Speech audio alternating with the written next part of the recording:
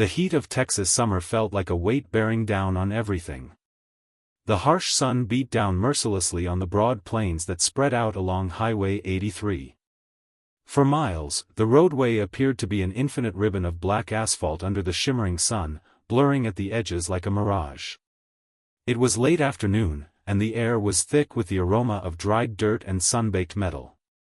It was a moment when the world felt engulfed in heat, and the quiet was nearly unbearable.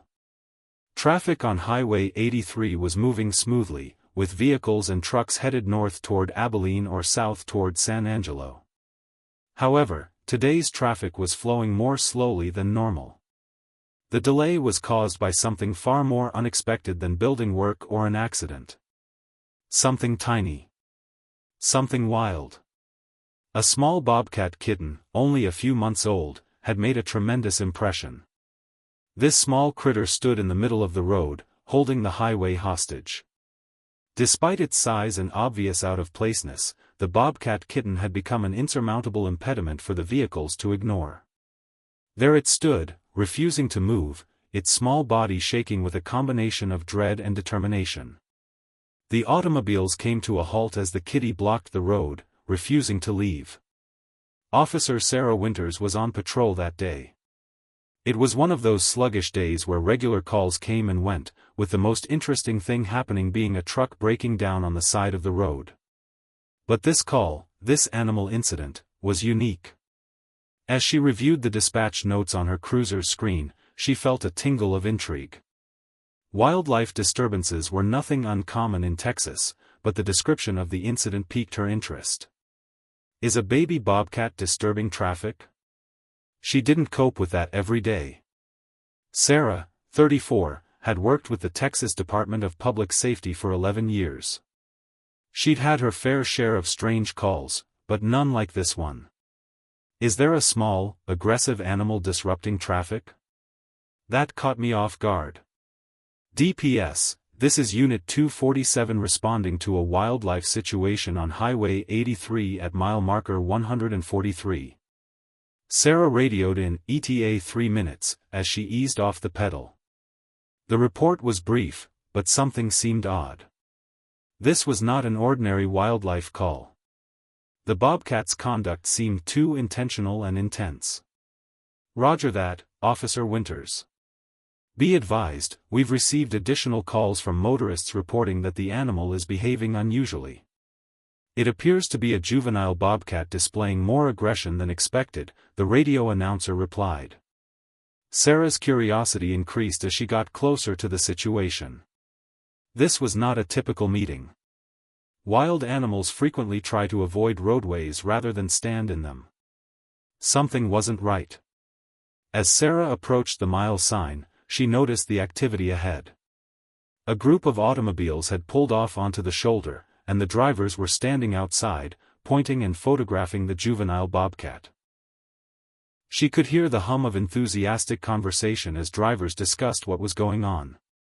Sarah maneuvered her cruiser behind the last vehicle, turning on her lights to warn incoming traffic of the hazard. When she got out of her car, she was instantly hit by the searing heat of the Texas sun. The air felt thick and heavy against her skin as she adjusted her utility belt. This was going to be a long day. She approached a middle-aged man wearing a worn Dallas Cowboys t-shirt. He was signaling to the others, attempting to keep them away from the bobcat. "Afternoon, sir," Sarah said, her voice firm as she approached. "Officer Sarah Winters from DPS. Can you explain what's happening on here?" The man wiped his brow, plainly uncomfortable with the heat. "Ma'am, there's a baby bobcat over yonder," he pointed to the median. "It has been trying to cross for almost 20 minutes now. Runs out into the road, then flees when cars approach. Almost caused a pileup when a semi had to brake hard to avoid it." Sarah nodded, her eyes exploring the surroundings. "Has anyone tried to approach it?" she asked. The man hesitated before shaking his head. "No, madam. Wild animals and all. Additionally, it appears distressed. It's almost as if it's trying to attract our attention. I've never seen anything like it." Sarah thanked him and began cautiously heading toward the median, her hand instinctively resting on her holster. She'd dealt with injured wildlife before, and while a young predator like this wasn't generally a threat, she knew not to take it lightly. A terrified animal might be unpredictable. Then she saw it. The bobcat kitten stood along the median, its dusty coat blending in with the dry roadside. It was pacing frantically, darting into the road before withdrawing when cars approached. It didn't behave like a wild animal. It wasn't a fleeing or attempting escape, it was deliberate. Frantic, even. Sarah knelt slightly and observed with a skilled eye. There was something strange about its behavior. This wasn't simply a newborn bobcat crossing the street, it appeared to be communicating. Sarah raised her binoculars to get a better look, and then she spotted something peculiar. A little device, possibly a blue marking, was connected to the bobcat's hind leg. This was not a wild animal in the conventional sense. Sarah pulled away slowly, returning to her cruiser. She quickly called the Regional Fish and Wildlife Office. Unit 247 has contacted DPS, requesting help. There is something strange about this bobcat. It's wearing a tracking device, a blue marker attached to its leg, Sarah explained, her voice tinged with confusion. Within 20 minutes, a white pickup vehicle with the Texas Parks and Wildlife Department insignia came up behind Sarah's cruiser. Dr. Stephen Mitchell, a wiry guy in his 50s, stepped out, his face worn from years of work in the field. He had the kind of keen eyes that missed nothing. If anyone knew what to do in this position, it was him. Sarah offered a hand. "Appreciate you coming out so quickly," she told me. "Call me Stephen," he said, shaking her hand firmly. The dispatcher mentioned a tagged bobcat. "That is unique enough to make me move." As they proceeded toward the median, Sarah told him about what she had witnessed. "There," she replied, pointing to the bobcat. "Do you see the device on its leg?" Stephen raised his binoculars. "Well, I'll be damned," he murmured. "That's not one of ours." Sarah frowned. "What do you mean?" "Wildlife Services uses specific tracking collars, usually around the neck," Stephen remarked, continuing to observe the bobcat. "But this is something different." He looked at the gadget. "It looks like a blue marker." And then, to Sarah's astonishment, the bobcat did something unusual. Instead of fleeing, it approached them, eventually stopping around 30 feet away.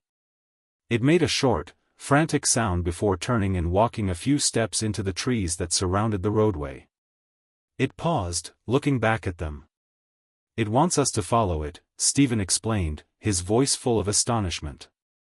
Sarah, still suspicious, murmured, "Like Lassie?" "I know how it sounds," Stephen replied, shaking his head. "But I've worked with wildlife for 25 years, and I've never seen a wild bobcat behave like this." He raised the binoculars again, concentrating on the blue marker on the bobcat's leg. The number on it was RW7734. "That's not a wildlife tag," Stephen replied, his voice full of incredulity. "That is an emergency location marker. Typically distributed to hikers in specific parks." "Why would a bobcat carry a hiker's location marker?" Sarah asked, her thoughts racing. Stephen thought that was a good question. He called a ranger station to check the records. He reappeared 5 minutes later with a sad countenance. "I just spoke with the ranger station at Fortress Ridge State Park," he told me. "They have had a missing hiker since yesterday. Robert Whitley is 42. An experienced outdoorsman. He signed up for a solo 3-day hike, but he forgot to check in last night."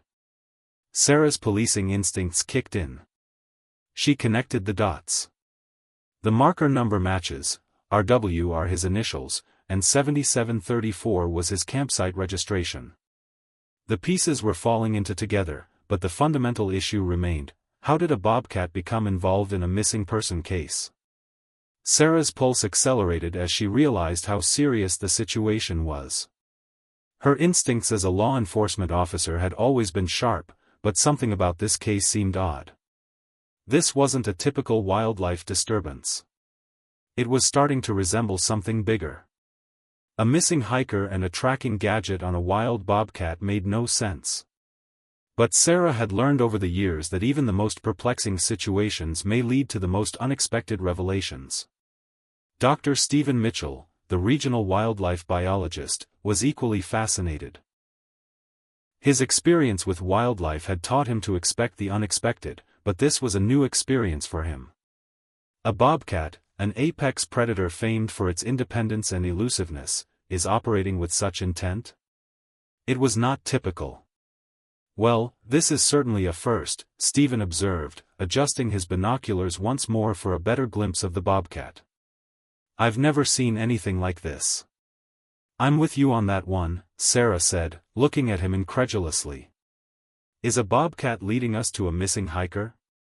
That doesn't precisely correspond to the typical wildlife behavior we're used to.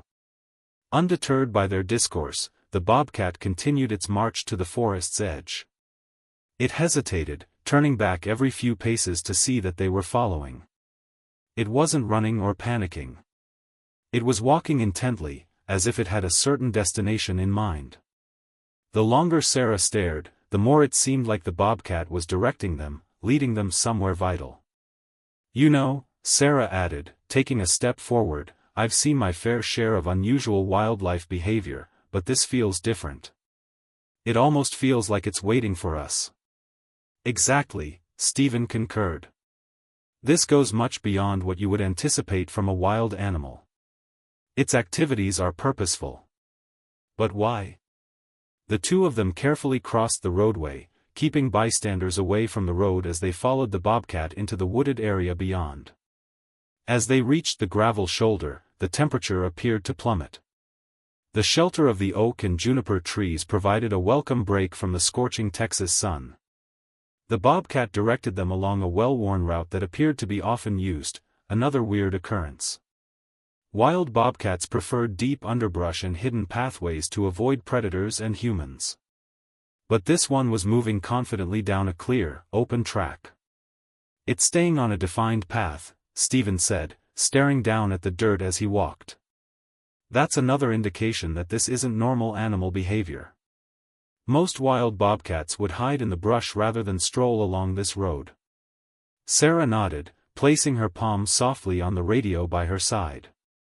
I'm not sure about you, but this is starting to feel like we're being led somewhere. Perhaps this is a clue. And I have a nasty feeling it isn't only about the bobcat. As they got farther into the woods, the sound of the forest began to surround them. The chirping of birds, the rustling of leaves underfoot, and the faint sound of the wind shaking the tree branches all blended into the background. It felt as if the jungle was holding its breath. Sarah could sense the tension in the air, thick with anticipation. About a mile into the jungle, the bobcat came to a standstill, its tail flickering nervously. Sarah and Stephen paused behind it, attempting to remain as quiet as possible. The bobcat's ears perked towards a clearing ahead. It took another slow, careful step forward. Something about the animal's movement sent shivers down Sarah's spine. It wasn't just directing them, but almost guiding them. The bobcat was the first to approach the clearing, then came to a halt and sat on the edge, as if it had arrived. Sarah and Stephen took a step forward, their eyes combing the ground for clues. At first sight, the clearing appeared to be just another area in the forest, with trees growing in a natural circle and sunshine flowing through the canopy above. However, when they got closer, Sarah's trained eyes noticed something peculiar. Boot prints. Fresh ones. Look, Sarah exclaimed, kneeling to inspect the ground.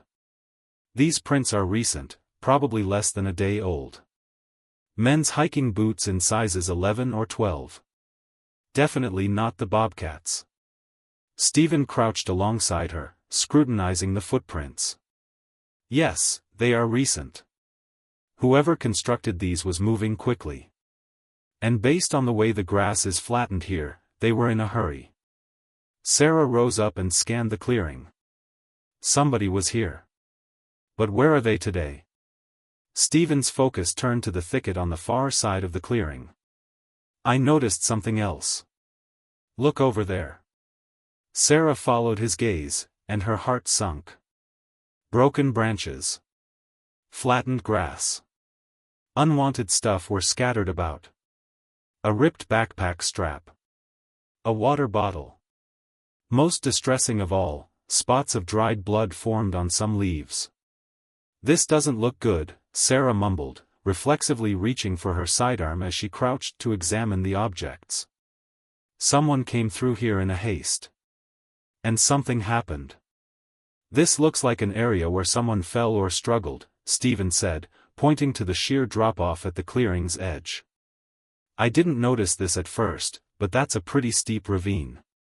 The bobcat stood motionless, peering at the two of them before returning his attention to the clearing's edge. It seemed to be waiting for them to take the next step. Sarah stared at Stephen, and they shared a wordless understanding. It wants us to follow it, Sarah added, her tone harsh. Stephen paused for a time, obviously thinking. If the prints lead this way, it's possible that Robert Whitley went down that ravine. But how would a bobcat know this? Sarah didn't know the answer, but she knew they needed to move quickly. She made a decision while looking at the bobcat, who was still sitting on the edge. I'm going to follow it, she said. If there's any chance this bobcat knows where this hiker is, I'm going with it. Stephen gazed at her with a sense of urgency in his expression. If Robert is hurt, we may require medical supplies. Let me get my kit. I'll be right back. Sarah radioed in the situation as Stephen went to grab his search and rescue kit from the truck. DPS to dispatch, we have a potential missing person case related to the wildlife incident. Dr. Mitchell and I will continue our investigation. Requesting backup, with search and rescue on standby. Copy that, Officer Winters. The nearest backup is 30 minutes away. Search and rescue have been notified, but they will wait until you confirm. Maintain radio contact. Sarah returned her attention to the bobcat, which had already begun to move again, this time toward the ravine. The creature looked back regularly to make sure they were still following. This is nuts, Sarah said to herself, partially giggling at the silliness of the scenario. Never thought I'd be following a bobcat into the woods. It's a first for me, too, Stephen said, returning with his backpack. But nature has a way of surprising us. Sarah noticed that as they reached the woodland, the air became noticeably cooler. The canopy of oak and juniper trees formed a protective barrier, blocking much of the midday heat. The bobcat remained ahead of them, not in a hurry but at a steady pace. It's staying on a clear path, Stephen observed. That's another unusual sign.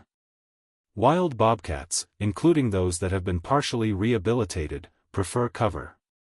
This one is walking on a clear path. Sarah nodded, her gaze scanning the ground. And look there. Recent boot prints. Looks like we're on the right road. The atmosphere in the forest had changed, it was heavier and more pressing. As they proceeded farther into the woods, they felt an increasing feeling of urgency. Sarah's senses were on high alert. Every rustle of the leaves, every snap of a twig underfoot, seemed exaggerated in the silence. She felt the weight of the situation crushing against her chest. A missing hiker, an unusual bobcat, and a peculiar device on its leg. This case was completely out of the ordinary. The bobcat continued to lead the way, its spotted body gliding effortlessly through the underbrush. Despite its diminutive size, it proceeded with purpose and determination, as if it understood where it was going. Sarah and Stephen followed closely behind, attempting to keep up without frightening the animal. It was weird, this was not typical wild animal behavior. Wild bobcats did not behave like this. They did not escort people through the jungle. I've worked with wildlife for decades, Stephen said quietly, and I've never seen anything like this. It's almost as if this cat understands what it's doing. Sarah nodded, but her mind was on something else. She realized how far they were from the road as they went farther into the woodland. The trees got thicker here, making the route more uneven. She surveyed the ground, hoping to keep track of the footprints they had discovered earlier. They were still there, guiding them to the clearing. But something in the back of her mind warned her that the big clues were coming. After nearly a mile of traveling, the Bobcat paused, and Sarah felt a surge of anticipation. The woodland had opened up into a clearing.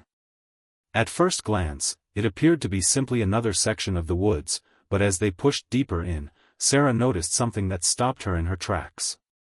The clearing had been disturbed. The vegetation was shattered, limbs were split, and the grass was flattened in several spots. Personal possessions were spread about, some of them partially covered in the brush. A water bottle. A ripped backpack strap. Then there were the smears on the leaves. Dried blood. Sarah's heart sank. It wasn't just a missing hiker anymore. This was much darker. Someone has been through here in a hurry, Sarah remarked quietly, reflexively reaching for her sidearm. There's blood. Stephen crouched next to her, studying the scene through the trained eyes of a seasoned wildlife biologist. He pointed at the bloodstains. This does not seem good. Whoever was present was injured. And by the looks of it, they were moving fast. They both took a step forward, examining the area for additional signs. A few yards away, Sarah noticed something else that piqued her interest. A steep drop-off. She hadn't noticed it before, but now it was clearly apparent, descending down into a ravine. Look, she replied, pointing to the edge of the clearing. This drop-off was not evident from up here. It's a sharp descent to the ravine. Whoever came by here could have fallen. The bobcat, remaining at the edge of the clearing, made another agitated squeak, twitching its tail frantically. It gazed back at them before turning into the ravine, as if urging them to follow. Sarah and Stephen exchanged glances, both aware of the gravity of the situation. This is it, Sarah remarked with determination. We should go down there. There is a good probability we will find Robert Whitley. They moved cautiously toward the ravine's edge, relying on the trees and rocks for support. The descent was steep, but not insurmountable. To their surprise, the bobcat carved its own path down, navigating the terrain with the agility of a wild animal. It appeared utterly relaxed, as if this was second nature to it. As Sarah and Stephen approached the bottom of the ravine, the sound of gushing water filled the air. A little creek flowed along the bottom, its water shimmering in the low light of the woodland floor. And there, partially obscured by a fallen tree, was a human figure. Robert, Stephen yelled out, his voice carrying across the silent air. The figure moved slightly and raised one arm, possibly in an attempt to wave. Sarah's breath caught in her throat. He's alive, she exclaimed, comfort filling her chest. He's still alive. Nova, a bobcat, approached Robert and nuzzled his outstretched hand. Robert's face was pale from exposure and thirst, but when he saw the bobcat, he smiled faintly. Nova, he said softly, his voice hoarse. Good girl. Sarah and Stephen rushed to his side. Robert's leg was caught behind the fallen tree, and his face displayed signs of both physical damage and tiredness. But he was conscious, which was a positive sign.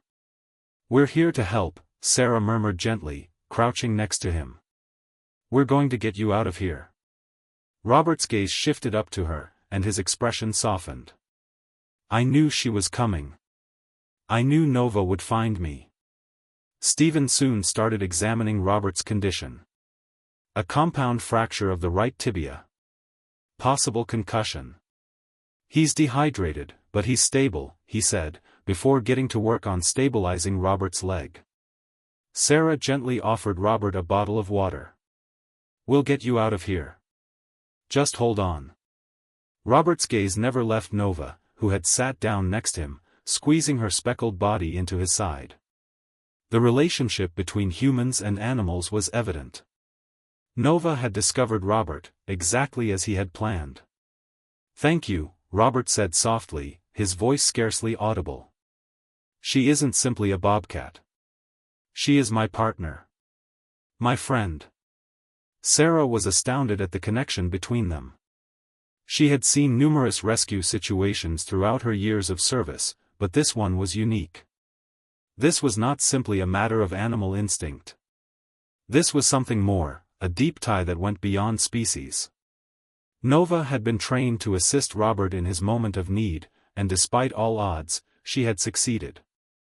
Sarah and Stephen fought to keep Robert stable in the gully, and the minutes felt like hours. Nova, the bobcat, remained at his side, her golden eyes alert, as if she saw the importance of the situation. She sat near, providing a peculiar sense of comfort, as if she knew her mission was far from over. The relationship between the two was evident, a monument to Robert's efforts to rehabilitate her. "We've got to move him," Stephen replied calmly as he checked Robert's leg one more time.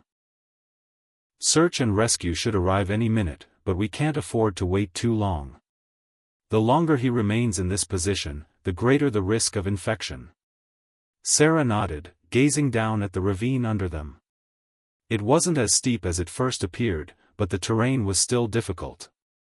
The fallen tree that had caught Robert's leg would require meticulous attention to free him.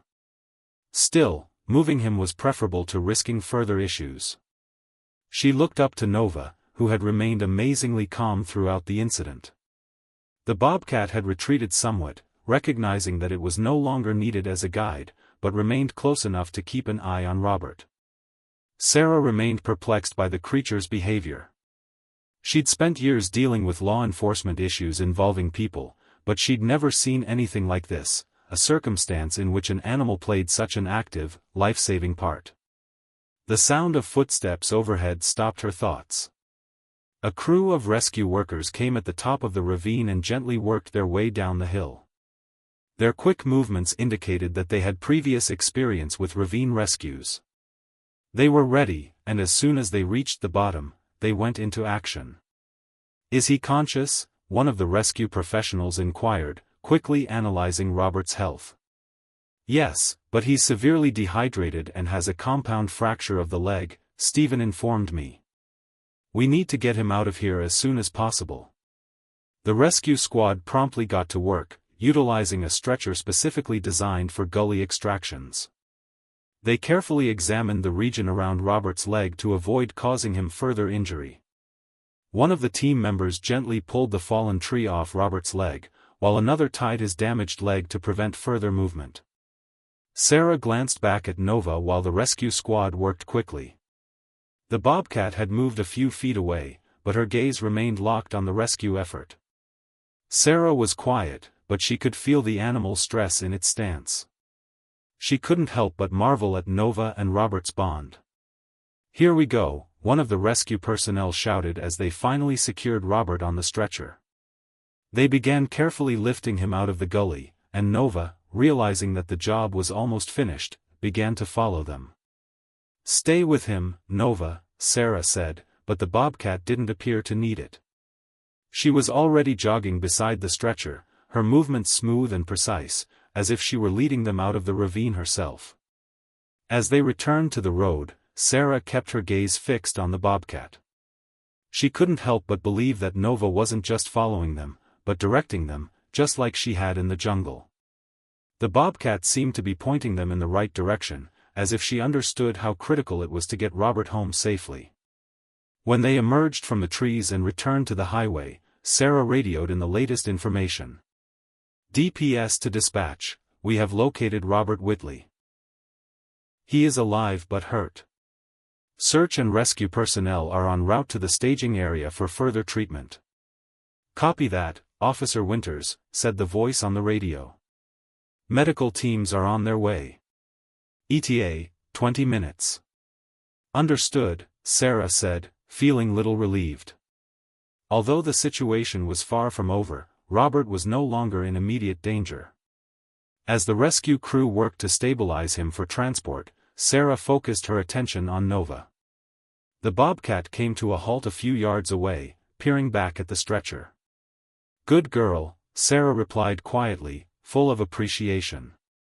Nova had saved Robert's life, but she had also demonstrated intelligence and knowledge beyond Sarah's expectations of a wild animal. It was difficult to imagine that this bobcat had previously been a terrified kitten in need of rehabilitation. Sarah stood with Stephen as Robert was placed into the ambulance for transport to the nearest hospital, watching the rescue team complete their efforts. The area was gradually being cleaned, with the strain of the rescue receding as things returned to normal. However, Nova was not quite ready to depart. She had followed them all the way to the freeway, maintaining her distance while never completely relinquishing her role as a guide. "You've worked with wildlife for years," Sarah replied, looking at Stephen. "But this is something else." Nova seemed to be waiting for someone to notice her, as if she knew exactly what she was supposed to do. Stephen nodded with a thoughtful gaze. "I've been working with animals for decades, and I've never seen anything like this." Nova's intelligence, her capacity to appraise conditions and respond in such an adaptable manner, is astonishing. This is beyond ordinary instinct. "So, what happens now?" Sarah asked. "Should we just release her back into the wild?" "That's the question," Stephen remarked, his voice hesitant. "Nova was rehabilitated for a reason.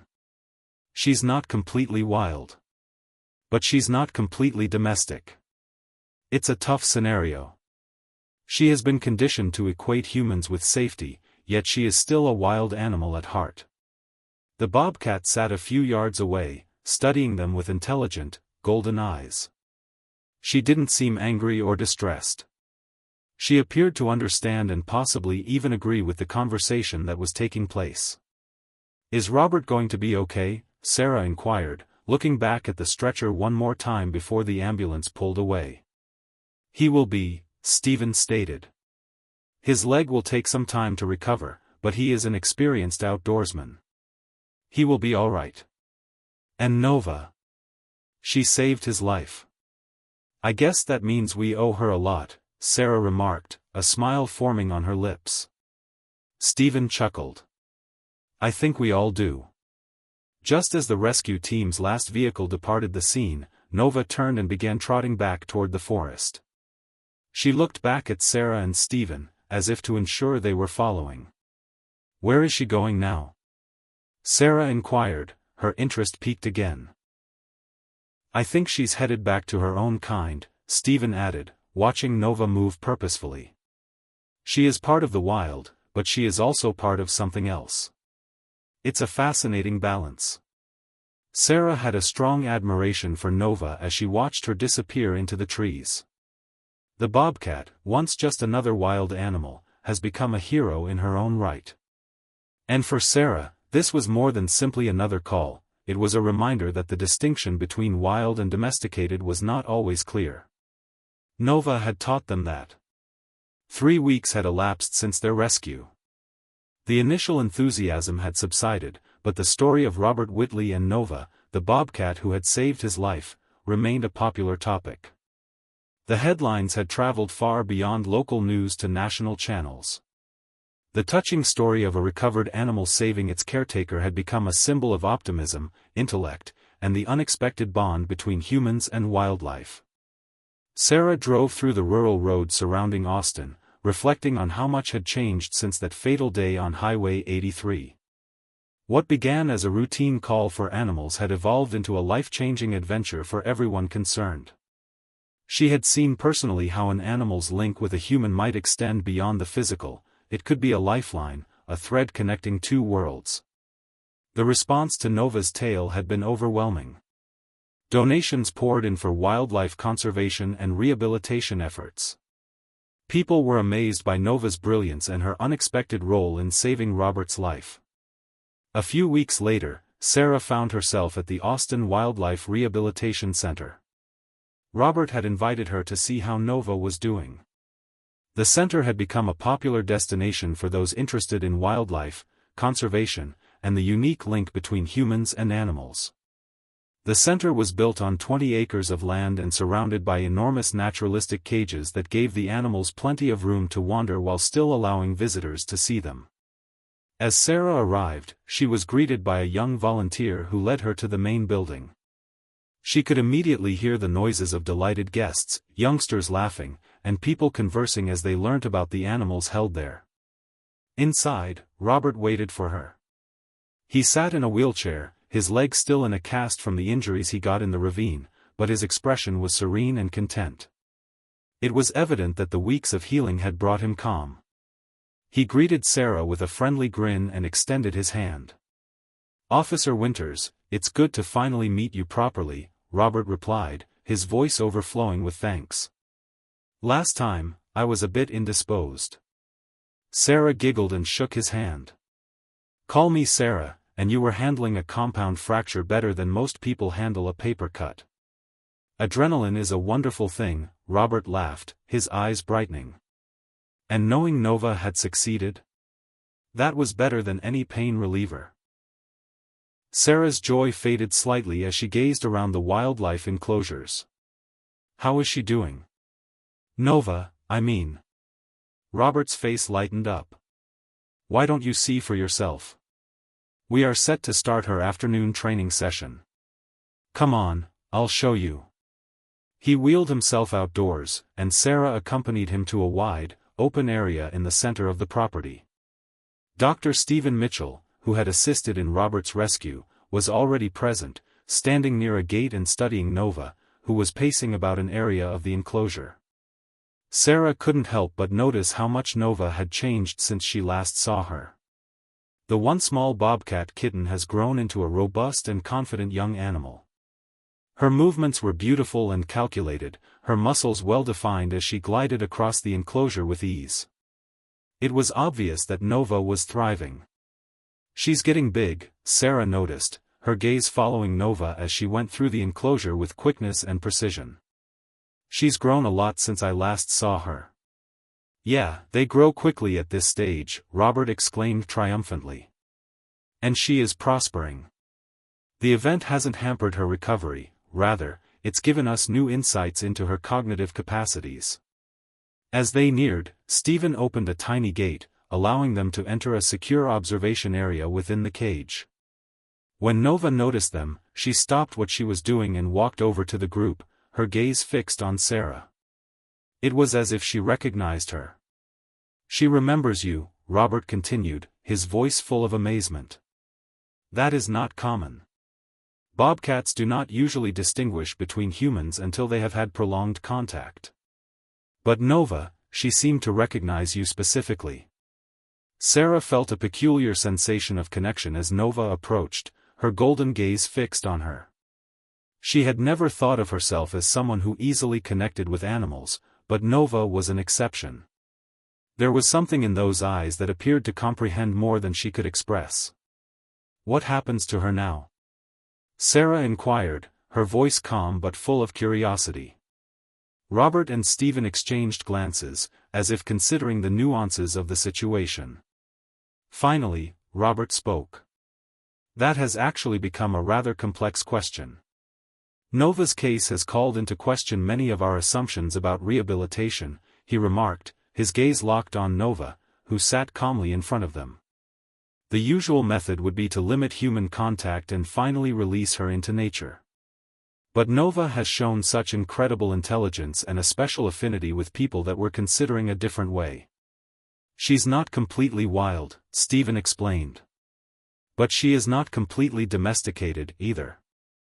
The concept we're working on includes creating a program for wildlife ambassadors, animals like Nova who live somewhere between wild and tamed. They can tell us about their species while also contributing to conservation education." Sarah's eyes widened. "Do you mean she'll stay here? As part of a program?" Robert smiled. "Yes. Nova is an ideal candidate for the program. She's showed us that the distinction between wild and domesticated isn't as obvious as we assumed. She will become a symbol, an ambassador for her kind. She is already working to educate the public about the fragile balance between humans and nature." Sarah recognized the promise in Robert's concept as Nova sat in front of them, her intelligent eyes analyzing the visitors around her. Nova was more than just a rescued animal, she represented a link between the wild and the human world. People had already responded to her narrative. Donations to wildlife conservation efforts had increased, and the public was beginning to recognize the value of animals like Nova, who were both wild and domestic in their own right. As the afternoon progressed, Robert wheeled himself closer to the enclosure fence, where Nova was now occupied with a series of enrichment puzzles. The puzzles were designed to test her innate problem-solving ability, and she clearly relished the challenge. Sarah felt awed as she watched Nova engage with them. This wasn't only about a wild animal. This was about a creature who had been trained to connect two worlds, instinct and human comprehension. "That's incredible," Sarah exclaimed, watching Nova complete the puzzle with ease. "She's smarter than I thought." "She's one of a kind," Robert stated softly, with pride in his voice. "But it's not pure luck. It's taken years of meticulous rehabilitation, recognizing her natural tendencies, and collaborating with her." As Sarah continued to watch Nova, a familiar voice interrupted her thoughts. Stephen approached Nova after keeping a careful eye on her. "The governor's office called this morning," Stephen stated with a smile. "They want to honor both of you with a special award at the State Conservation Gala next month. For your work with Nova." Robert chuckled, appearing little uncomfortable. "I told them Nova deserves the award, not me." "I think they disagree," Stephen said, laughing. "There is no system for awarding state honors to bobcats, but they are utilizing Nova's image on a new wildlife conservation license plate. That is something." Sarah smiled as she watched Nova stretch leisurely in the sun, seemingly unconcerned about the increased attention surrounding her. "Well, it seems like Nova's becoming quite the celebrity," Sarah observed, her voice full with adoration. "She is," Robert confirmed. "More importantly, she is becoming an advocate for her species. She's teaching us far more than we ever thought." As the sun began to drop and cast long shadows across the center, Sarah reflected on how far the story had progressed. A regular report about a bobcat obstructing traffic had evolved into something much more, a narrative that had caught the hearts of people all across the world and had the potential to revolutionize how humans interacted with wildlife. "You know," Sarah said quietly as she looked at Nova, "in 11 years of police work, I've never had a case quite like this one." Robert laughed quietly. "I hope not. Once in a lifetime is sufficient for me." They stood silently, watching Nova wander about her enclosure, her intelligent eyes examining the visitors who had arrived to see her. For a brief period, Sarah felt a strong connection to this remarkable animal and the extraordinary story she had become a part of.